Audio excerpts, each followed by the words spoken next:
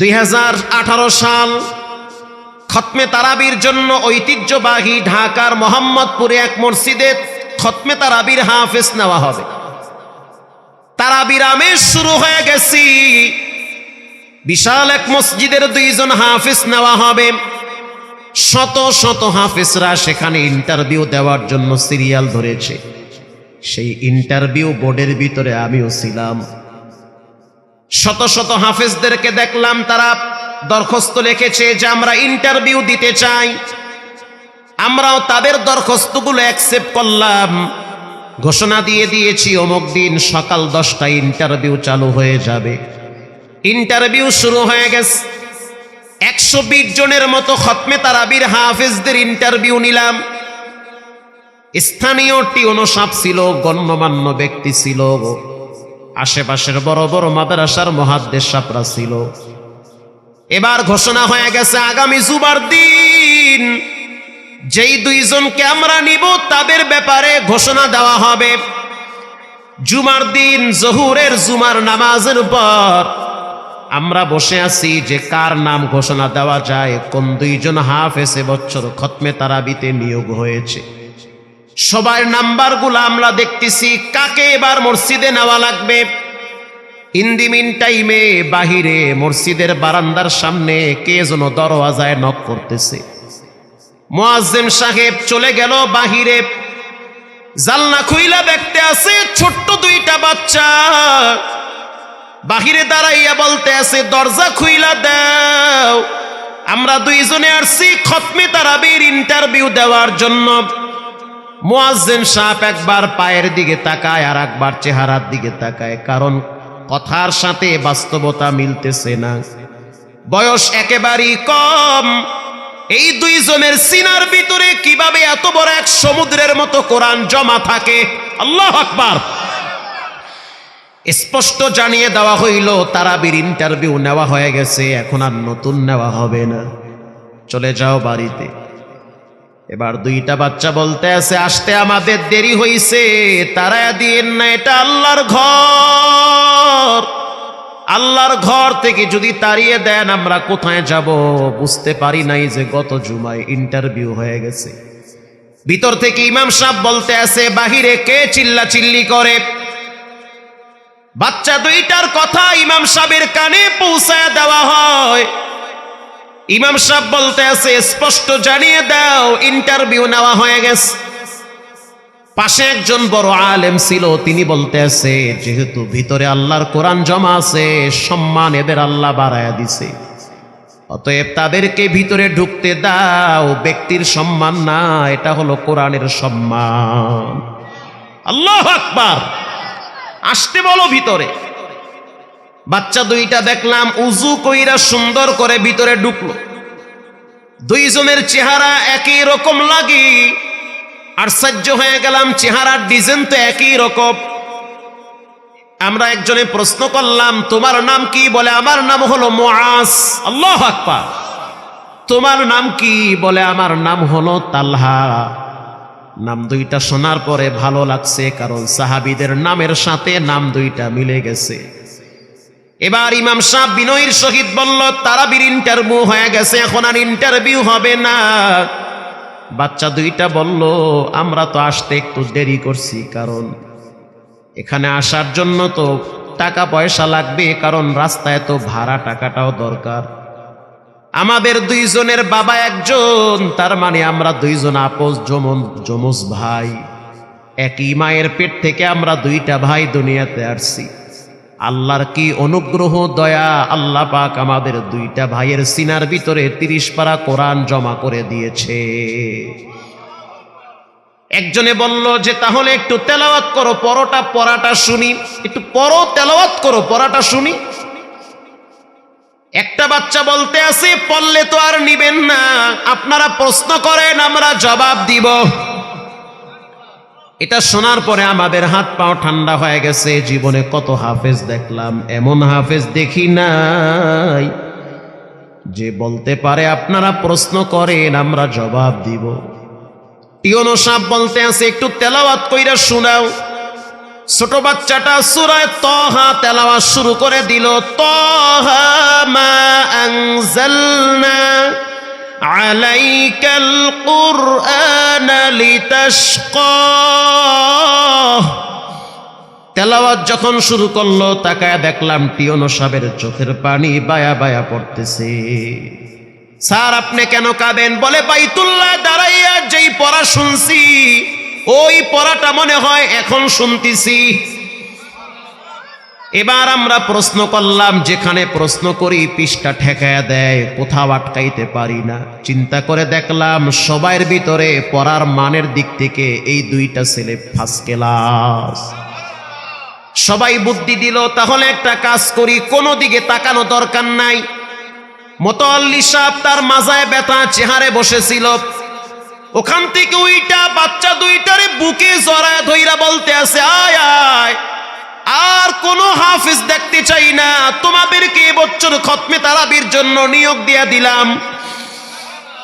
তারাবি শুরু হয়ে গেল 17ই রমজান।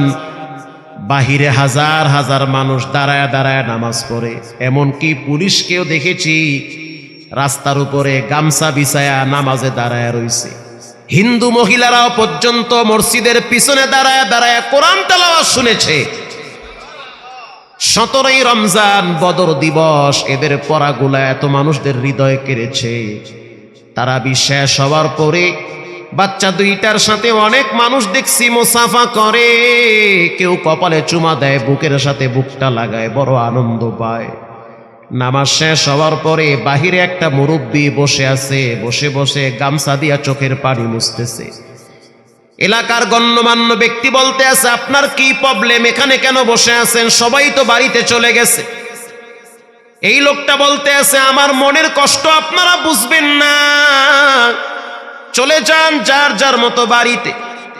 ওই দুইটা হাফেজের ছোট হাফেজটার নজর পড়েছে বাহিরের লোকটার দিকে। ভিতর থেকে পিছনে দৌড় মাইরা আইসা বলতে আছে, এই লোকটা আমার আব্বা। ঢাকা শহরের অলিতে গলিতে রিক্সা চালায়, গ্রামের বাড়ি হলো সেই কুড়িগ্রামে। এলাকার মানুষজন তাকে খুব সম্মান করে ভিতরে নিয়ে গেল। আপনি আরো আগে কেন আসেন নাই?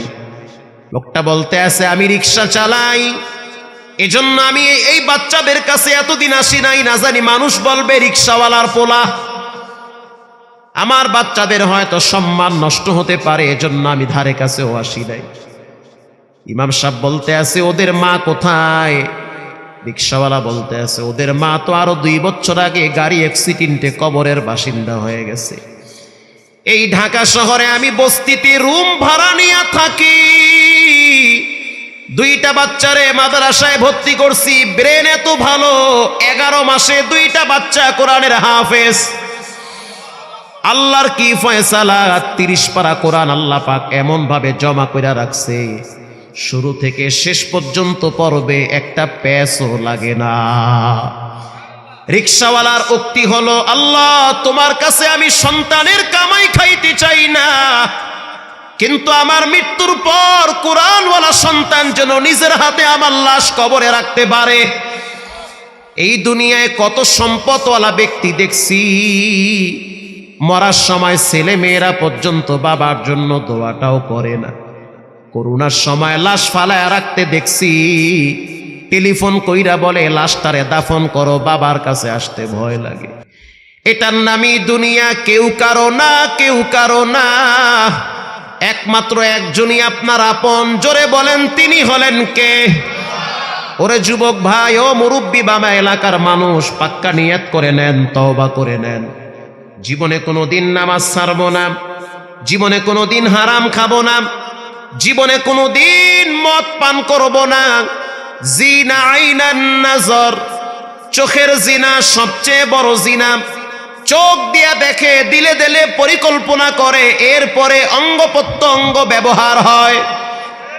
এজন্য চোখ থেকে নিজেকে বাঁচান, চোখের গুনাহ থেকে নিজেকে সেভ করেন।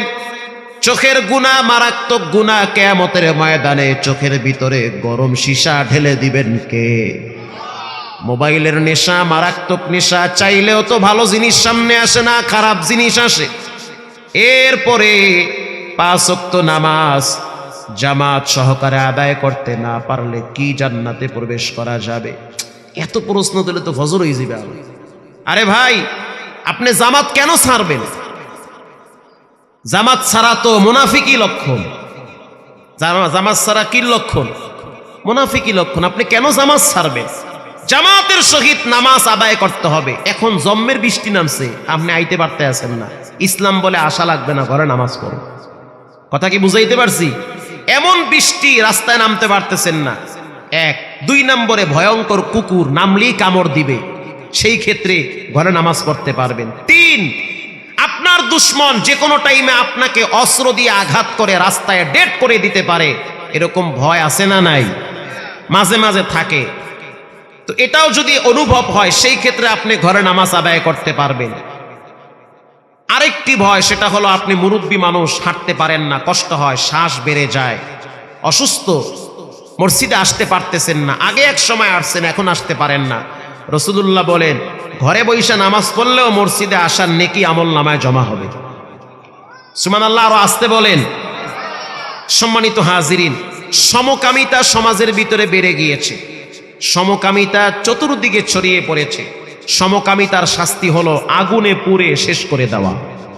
এটা সমকামিতার শাস্তি।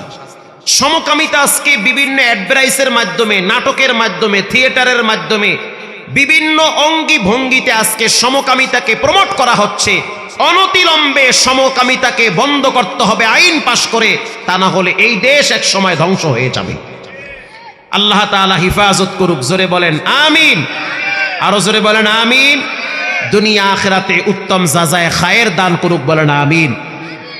রাসূলুল্লাহ বলেন, কবরের আযাব থেকে যদি মুক্তি পেতে চাও, কোরআনকে বন্ধু বানাতে হবে ইনশাআল্লাহ। বলেন।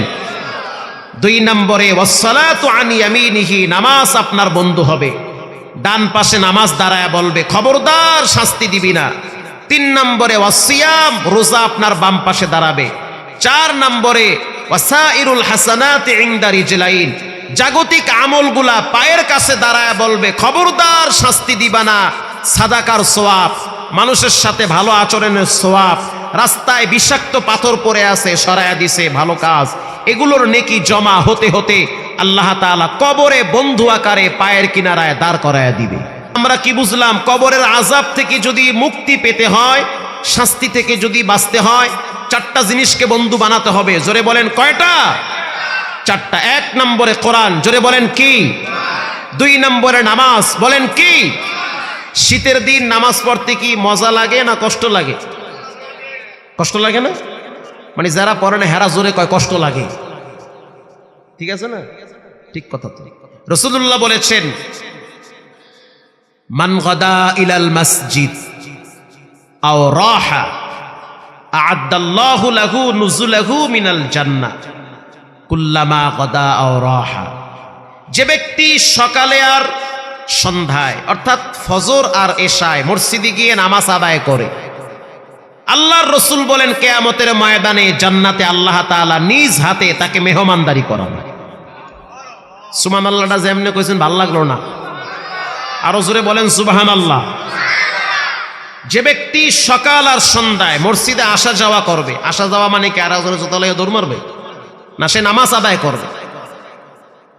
মান সাল্লাল বারদাইনা দাখালাল জান্নাহ, 2 ঠান্ডার নামাজ এশা আর ফজর, অনেক কষ্ট লাগে, তারপরেও পড়তে হবে, আদায় করবেন তো ইনশাআল্লাহ। যত কষ্ট হোক, নামাজ নিয়ে কোনো আপোষ নাই, আমরা যথাসময়ে নামাজ আদায় করব। আল্লাহ তাআলা আমাদের সকলকে কোরআনের বন্ধু হিসেবে কবুল করুক। আমাকে ভাই বলেছে, আপনাকে 9টার সময় দিব, চলে আসেন। আমি দুপুরের খানাও খাইতে পারি নাই, কোনো মতে সুন্নত কইরাই হাজার হাজার জুমার মুসল্লি ঠেইলা তাড়াতাড়ি আমি গাড়ি টান দিছি, আইসা পড়ছি 9টার আগে। আমি টাইমের প্রতি খুব গুরুত্ব, কিন্তু আমার উড়াইছে 10:30টায়। যাই হোক, আলহামদুলিল্লাহ, আপনারা দীর্ঘ সময় ধৈর্যের সহিত এখানে বসেছিলেন। আল্লাহ আপনাদেরকে জাযায়ে খায়ের দান করুক, বলেন আমিন। দুনিয়া আখিরাতে উত্তম মর্যাদা দান করুক, বলেন আমিন। ইজ্জতের জিন্দেগি দান করুক, বলেন আমিন। সুবহানাল্লাহি ওয়া বিহামদিহি, সুবহানাল্লাহিল আযীম।